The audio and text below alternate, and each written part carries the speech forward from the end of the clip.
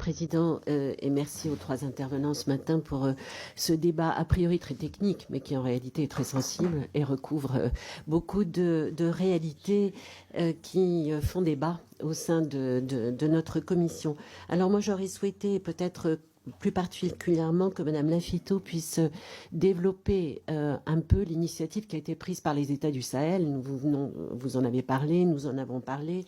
Le Mali, le Burkina Faso et le Niger, qui en septembre 23 ont créé cette alliance des États du Sahel et qui ont mis à leur tête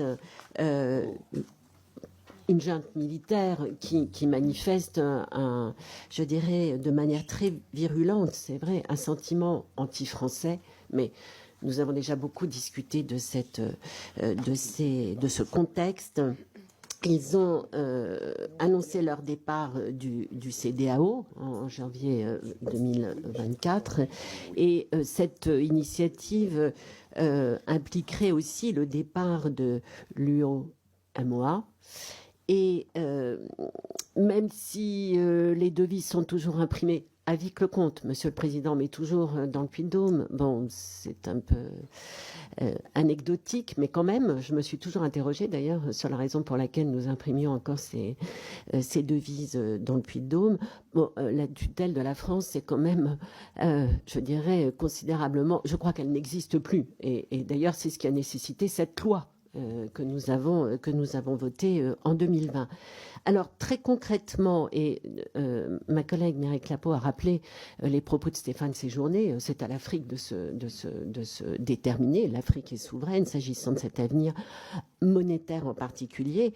Mais moi, ce que je voudrais avoir des éléments concrets. Est-ce que ces trois États de l'Alliance des États du Sahel ont les moyens, on connaît leurs difficultés, la menace du terrorisme, enfin le terrorisme, c'est plus qu'une menace, je veux dire, la pauvreté. Est-ce qu'ils ont les moyens de créer les instruments, et notamment une banque centrale, enfin tout ce qui va avec une monnaie souveraine? Je vous remercie.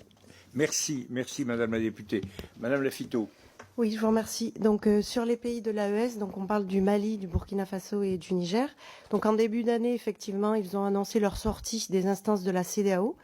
Donc la CEDEAO, c'est pas l'UEMOA, c'est plus vaste. Okay, ils ont annoncé cette sortie suite aux sanctions. Effectivement, il y a eu des sanctions fortes de la CEDEAO suite au coup d'État. Qui ont effectivement eu des impacts sociaux très forts. On parle de pays où près de 50% de la population vit en dessous du seuil de pauvreté. Or, les sanctions de la CEDEAO ont considérablement appauvri les populations de ces pays. Il y a eu des problèmes d'approvisionnement en médicaments, en biens alimentaires, etc. Deuxième chose, c'est qu'effectivement, les gouvernements de transition de ces pays n'avaient plus accès à leurs réserves de change et donc il y a eu ils ont été coupés effectivement de leur compte au niveau régional. Ceci a eu effectivement des effets au niveau des autorités de transition dans ces pays. Donc ces pays ont affiché aujourd'hui des velléités pour faire monnaie commune entre eux. Alors l'avantage qu'ils ont, c'est qu'ils se ressemblent. Et dès lors qu'on se ressemble, on appelle ça les zones monétaires optimales dans le jargon des économistes, on a intérêt éventuellement à s'assembler. Alors, comme je l'ai dit tout à l'heure, il me semble que pour émettre une nouvelle monnaie, ce qui est important, c'est de pouvoir avoir la confiance. Et comme je le disais tout à l'heure, pour pouvoir avoir la confiance, il faut deux choses. Il faut avoir des institutions solides. Quid de cette question dans cette région?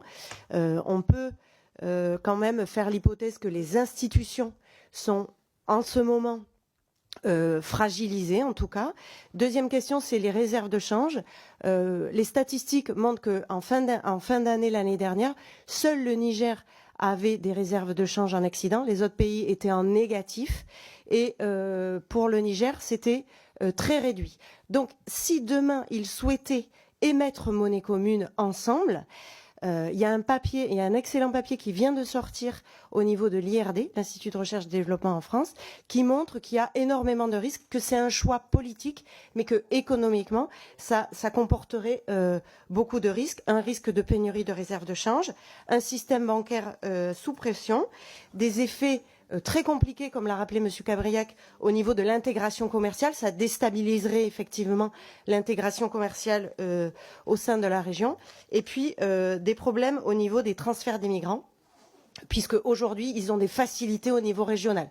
Donc, cette étude montre qu'il y aurait très certainement un coût majeur économique pour ces 3 pays s'ils décidaient demain de faire monnaie commune. Je vous remercie.